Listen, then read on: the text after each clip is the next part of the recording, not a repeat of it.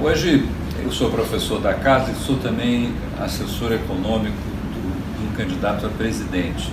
E é curioso que logo no ano seguinte que eu retornei do meu doutorado, em 1987, eu comecei a fazer mais ou menos a mesma coisa, só em 88 eu me filiei ao PSDB, e na campanha presidencial de 1989, 30 e tantos anos atrás, aproximadamente 30 anos atrás, eu estava fazendo a mesma coisa que eu estou fazendo hoje, que não deixa de convidar uma analogia entre uma coisa e outra e dois momentos do Brasil. E é muito assim que começam as conversas sobre o que deu errado com a gente, para onde a gente deve se mexer, inclusive tendo em vista o que deu certo nesses 30 anos. Não é que a história tenha começado exatamente nesse momento aí dos anos 80, mas é mais ou menos. Para mim, porque meados dos anos 80 é quando começa a minha carreira mesmo como doutor em economia, o meu doutorado é de 86, mas é também quando começa a democracia do Brasil. Começa com ela uma porção de sonhos que a gente podia, enfim, funcionar bem como democracia. Até aquele momento, 1930 e poucos até 1980, o Brasil foi o país, talvez tenha sido o país que mais cresceu nesse planeta. E muita gente acreditava que era por conta das turbinas da inflação e do isolacionismo, especialmente um modelo de crescimento baseado, por um lado, na inflação, por outro, na substituição de importação, eram as coisas que iam nos levar outros 50 anos para frente. No entanto, ali, em meados dos anos 80, parecia exatamente que essa receita tinha afundado. Não era todo mundo que via assim, mesmo nós, enfim, achávamos que sim, mas tínhamos dúvida. E eu lembro que um dos momentos marcantes da minha vida profissional foi exatamente nesse momento. A gente, aqui no departamento, tinha um projeto de pesquisa junto com o Instituto de Desenvolvimento da OCDE, em Paris, um projeto de múltiplos países, onde o tema era orientação externa e desenvolvimento econômico. Era essencialmente o contraste entre a América Latina e a Ásia em projetos e modelos de desenvolvimento. A Ásia, naquele momento, começava a historinha sobre promoção de exportações, globalização, tudo isso ali estava embrionário, talvez, enquanto que aqui a gente se preparava para mais uma rodada de substituição de importação.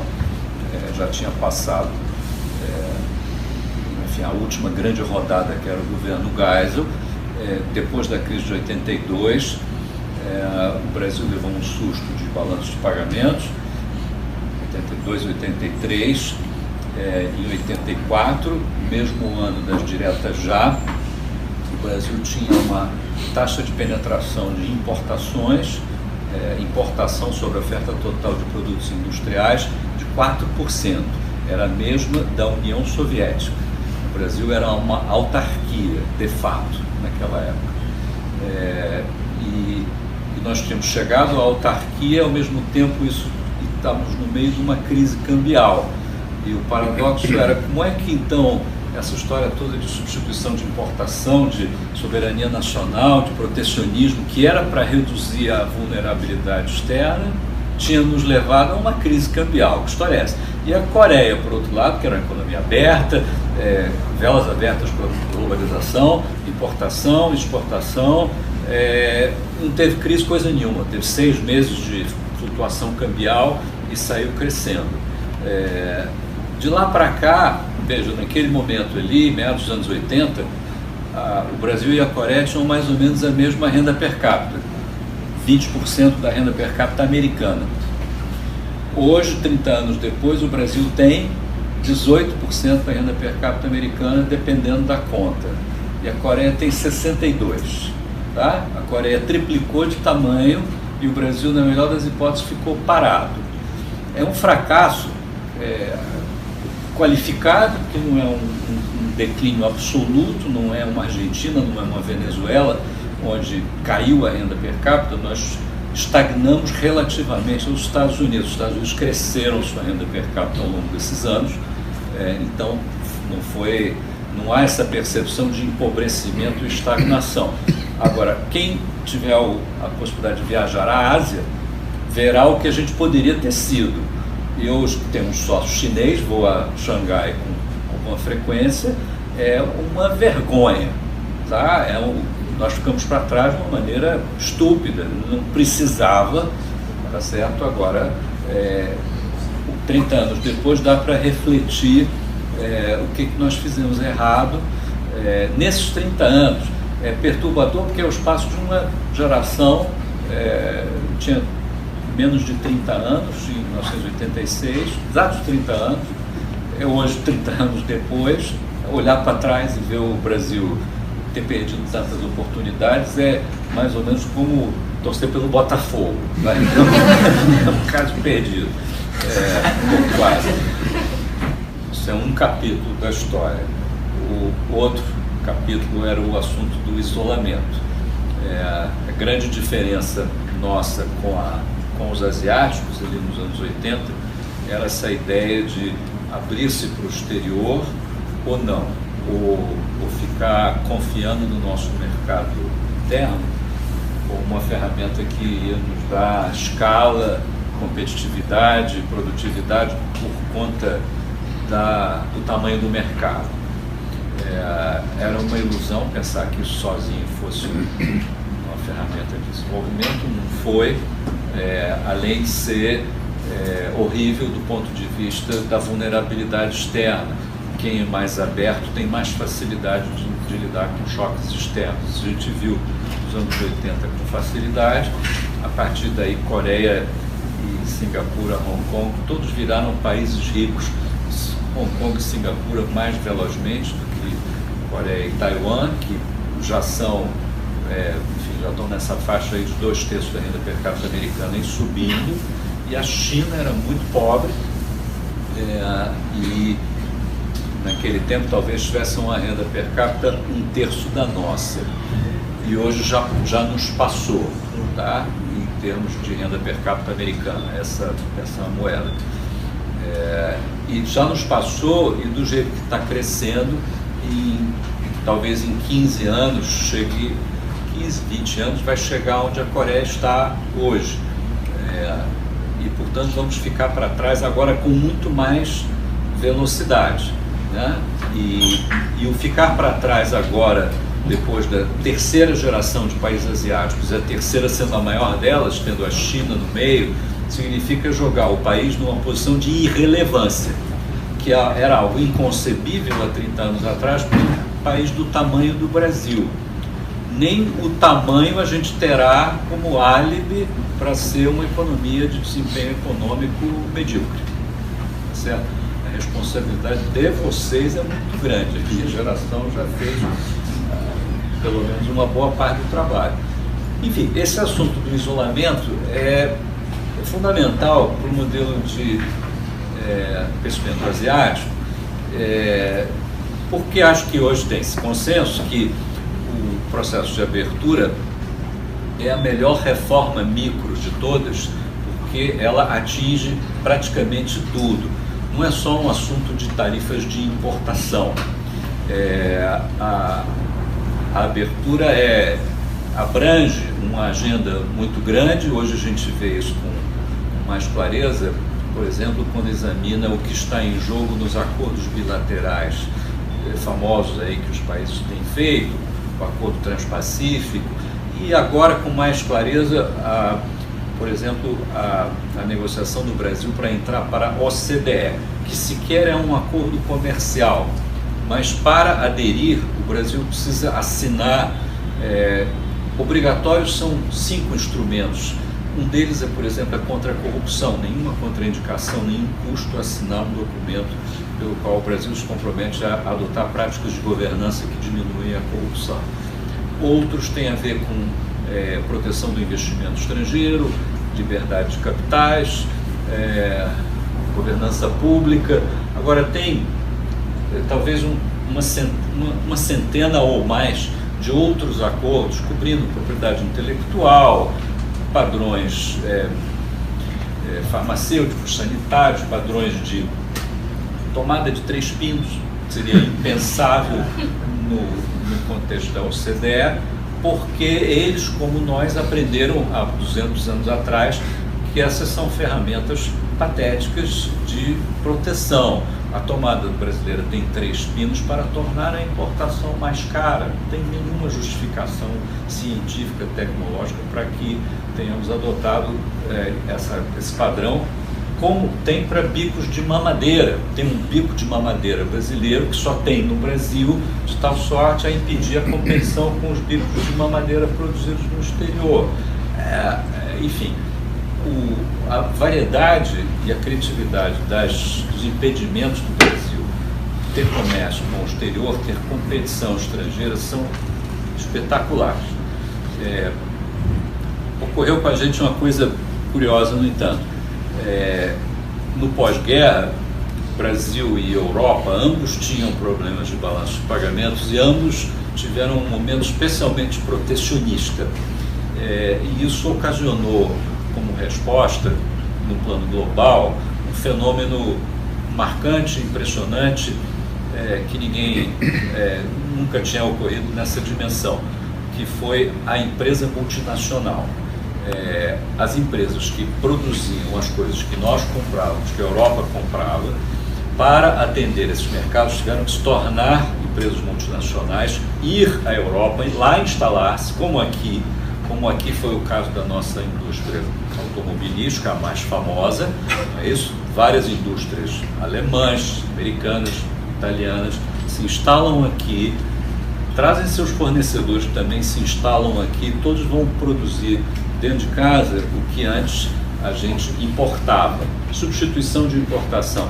Agora, vejam que isso é o fenômeno visto pelo lado deles, tá? Eles são os exportadores que se veem impedidos de aqui entrar por razões de balanço de pagamento e protecionismo, pulam a barreira, se estabelecem aqui. A primeira geração de empresas americanas, por exemplo, que se instala no Brasil, hoje a gente tem essa estatística, tinha pouquíssima relação com o mercado externo. A gente sabe que, por exemplo, em 1966, precisamente neste ano, apenas 3% das vendas das filiais de multinacionais americanas instaladas no Brasil eram destinadas à exportação. Tá? Nesse ano, praticamente não tinha multinacionais americanas na Ásia emergente. A próxima estatística é de 1977, dessa base de dados, que é o Departamento de Comércio americano.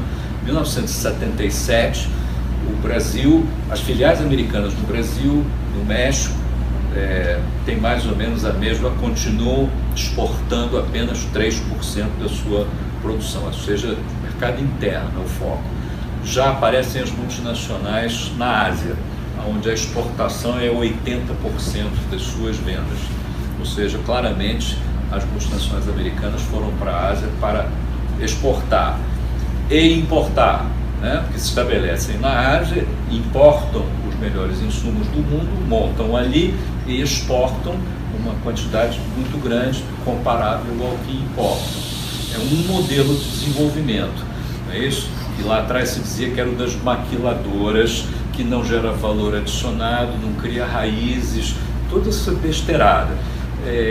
O tempo foi demonstrando que não era bem assim, foi convergindo. Eles, hoje em dia, essa razão, exportação, vendas na Ásia está perto de 60%, a média mundial é 55%, né?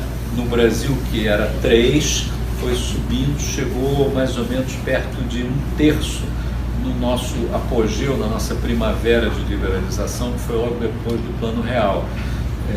Aí veio o governo petista e uma onda protecionista que afundou de novo a propensão a exportar das empresas multinacionais, que hoje está por volta de precisos 17%, segundo a estatística americana. Menos do que isso se a gente olhar a estatística brasileira. A estatística americana cobre só as empresas americanas estabelecidas no Brasil. a estatística brasileira cobre todas as empresas estrangeiras estabelecidas no Brasil. Essa estatística dá que 12% das vendas apenas a exportação das empresas estrangeiras estabelecidas no Brasil. É ridículo comparável, por exemplo, à Embraer, que importa muito e exporta muito, tem uma organização, um modo de ser asiático. É talvez a exceção que comprova o erro da nossa estratégia industrial para o resto da indústria. Esta foi a nossa única empresa que deu certo e virou uma multinacional nascida aqui. Não tem outro caso industrial no ramo de alta tecnologia. Hoje, portanto, a gente fica pensando assim, o Brasil tem o menor grau de abertura de todos os países que são da OCDE ou querem ser ou podem ser. Tem um estudo recente da OCDE, 46 países, o Brasil é o menor grau de abertura, número último colocado da série. E tendo dentro de casa todas as grandes empresas internacionais do mundo, tendo o DNA da globalização aqui dentro. A nossa indústria brasileira não é nacional, ou a nossa indústria nacional não é brasileira, é predominantemente estrangeira. Pelo Censo de Capitais Estrangeiros que o Banco Central fez para 2015, a gente sabe que 1/3 do PIB brasileiro é formado pelas empresas que têm controle estrangeiro no Brasil, 1/3. Isso era 18% no primeiro censo, em 1995. Estava lá, foi o primeiro que a gente fez, hoje é 33%. Ou seja, aumentou a internacionalização da economia brasileira, portanto, toda a tecnologia, a capacidade de ser uma economia aberta está aqui dentro. E não tem empresa nascente nenhuma aqui, é só multinacional. Os membros da ABIMAC, da ABINE, as associações empresariais mais protecionistas do país, são quase todas empresas multinacionais. Os caras que vão reclamar do protecionismo lá em Brasília, os cartões de visita, você vai olhar, são empresas multinacionais. Como pode ser uma coisa dessa? Isso é uma medida dessa bizarrice que a gente está vivendo em matéria de grau de abertura. Esta é a segunda grande agenda, é romper o isolamento em que a gente está vivendo, que não é nenhum grande drama, é virar um botão para essas empresas. Elas usam aqui no Brasil tecnologias 2, 3 gerações abaixo da melhor utilizada no planeta e tem ligações com as cadeias internacionais de valor das quais elas fazem parte, muito pequenas. Elas podiam, se tivessem comércio internacional em proporção semelhante à média mundial de empresas multinacionais, estariam importando e exportando 3 a 4 vezes o que importam e exportam a partir das suas filiais brasileiras. É disso que se trata o processo de abertura no Brasil. A conversa de empresas estrangeiras sobre como reorganizar globalmente, ou como se inserir na coisa global.